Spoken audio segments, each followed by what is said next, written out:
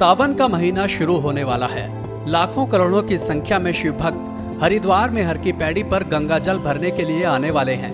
इसके लिए धर्मनगरी हरिद्वार में श्रद्धालुओं के लिए सुरक्षा व्यवस्था से लेकर तमाम खास तैयारियों को पूरा कर लिया गया है।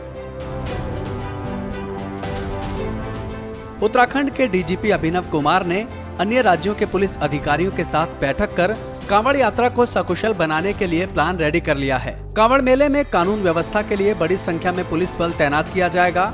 इसके अलावा करोड़ों की संख्या में पहुंचने वाले भक्तों के लिए ट्रैफिक और पार्किंग की टेंशन को भी दूर कर दिया गया है। इस कांवड़ मेले की तैयारी के लिए सबसे पहले तो हम लोगों ने 1 जुलाई को ही मेरी अध्यक्षता में अंतर्राज्यीय बैठक हुई थी, जिसमें 8 राज्यों के पुलिस अधिकारियों ने हिस्सा लिया था। में जो कांवड़ मेले के मैनेजमेंट की जो देखिए 2 बहुत इंपॉर्टेंट एस्पेक्ट हैं।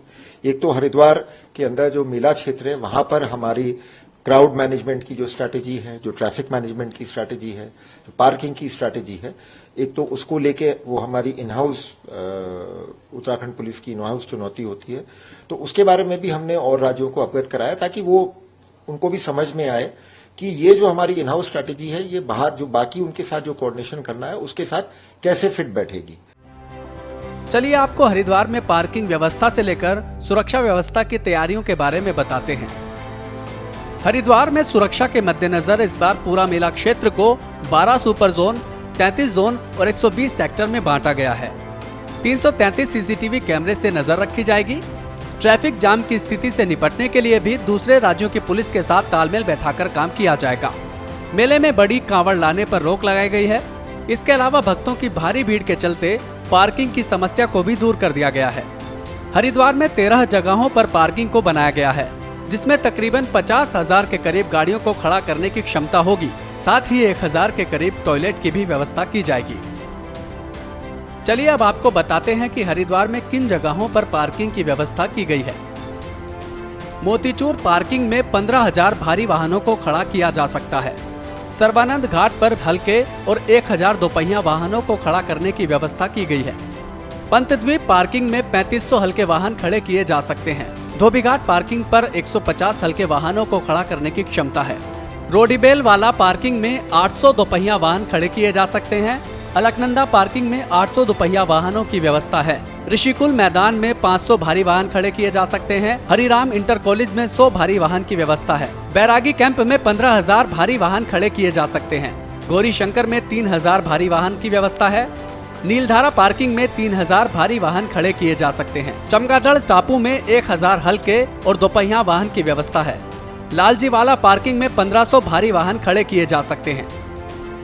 इसके अलावा अगर फिर भी पार्किंग कम पड़ती है तो दक्ष मंदिर, गुरुकुल, कांगड़ी मैदान के अलावा धीरावाली मैदान में अतिरिक्त पार्किंग की व्यवस्था की गई है। वहीं कांवड़ियों की ज्यादा भीड़ आने पर हिल बाईपास को खोल दिया जाएगा। कड़ी सुरक्षा को देखते हुए अर्धसैनिक बलों की 7 और पीएससी की 12 कंपनियां समेत लगभग 10,000 उत्तराखंड पुलिस के जवान तैनात किए जाएंगे। और उसके अलावा जो अन्य राज्यों से हमारा जो रहता है वो मेन चीज है ट्रैफिक मैनेजमेंट में उनका सहयोग।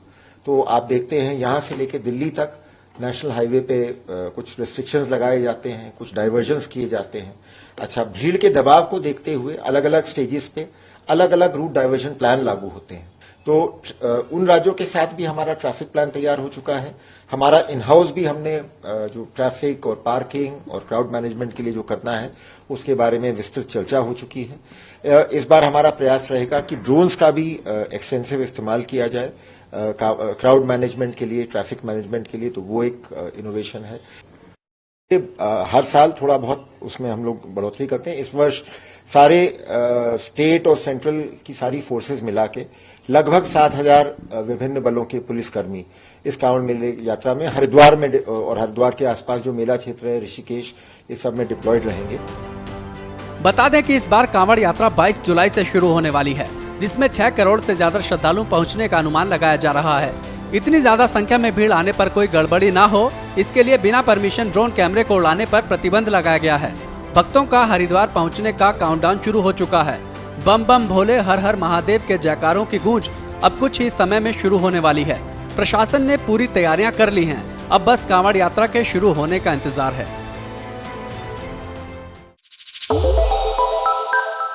श्रेष्ठ उत्तराखंड पर खबरों से जुड़े रहने के लिए चैनल को सब्सक्राइब और लाइक करें, बेल आइकन दबाएं और देखते रहें श्रेष्ठ उत्तराखंड।